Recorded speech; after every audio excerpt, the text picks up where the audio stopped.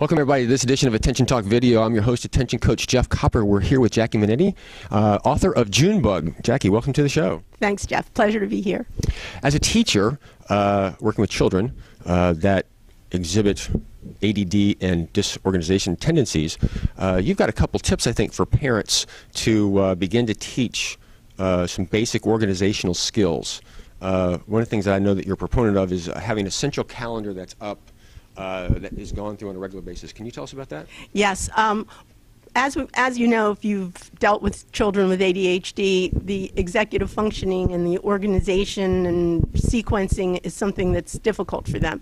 The more that you can reinforce these skills, the better the child is going to do in school. And I would suggest to parents, particularly those who are having problems having the child complete assignments or remember field trips or what day they're supposed to bring their gym clothes, to use a large calendar and post it somewhere in a very visible place. I always found that refrigerator door was a great place to post the calendar. And on the calendar, you would note anything that needed to be done for school, anything that was going to be a change in routine, if you were going to take, say, a family trip, if there was a day off from school or a field trip that that the student needed to take with a class. All of these would be on there, as well as project due dates and homework assignments and things like that, so that the child can look at the calendar, they can see what day it is, what is required of them that particular day, and then before they go to bed at night, take a marker and cross off that day, and then you can see how many days are left until the field trip, how many days are left until the family vacation or the school vacation. And it helps them with the sequencing, and it also helps them to keep ahead of due dates and things that usually become problematic. I want to highlight something here as a coach that I've learned over the years as we talk about having this central calendar. But it works, let me say, just having the calendar up in a central place will work for some, but not everybody, because it sometimes depends on their learning modality. And what I mean by that is you can have a calendar up, and it might be good for certain people, but others, you might need the child to go up and read aloud what is on for that day or the next day in sequence.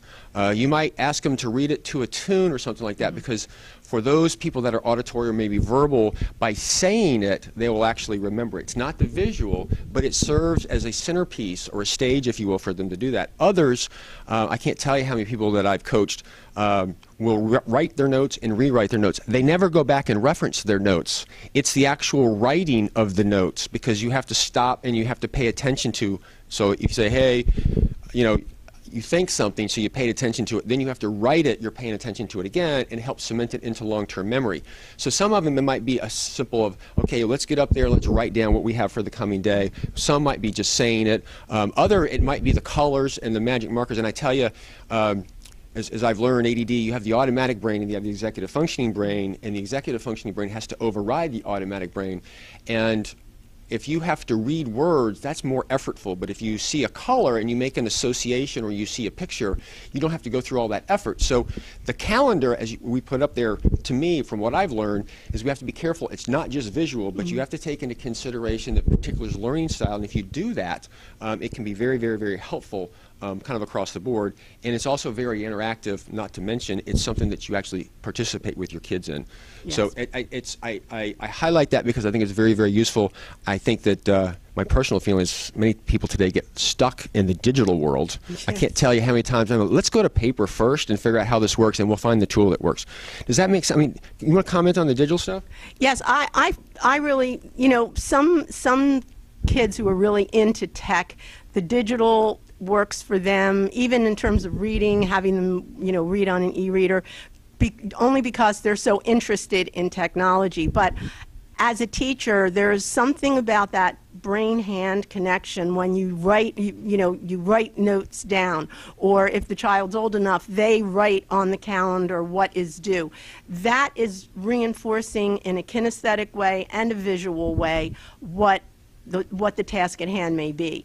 And reading it aloud, then you're bringing in the auditory. And the more senses you can bring in, the more learning modalities you can bring in, the better chance that you're going to reach that particular child. So I think there is definitely an advantage to having kids write things down with a pencil and a piece of paper and their hand, and not typing on a keyboard. Absolutely. And one other tip for those when I'm really having to do something where I need to get it right because of my dyslexia, what I'll do is I'll write it and say it at the same time, because sometimes I will say something different than I write, and I'll notice it then where I would just make I transpose numbers or make an error. So that's just another little tip out there for anybody who's got dyslexia. So with that, Jackie, thank you for coming on the show. You're welcome. She is the author of Junebug. You can Project Junebug. Yes, Project Junebug. You can get that at Amazon.com, where you can find out more on her website at JackieMinetti.com. That's JACKIE. MINNITTI.com. One T. One T. One T, two N's. MINNITI. Awesome. Thank you very much. You're welcome, Jeff.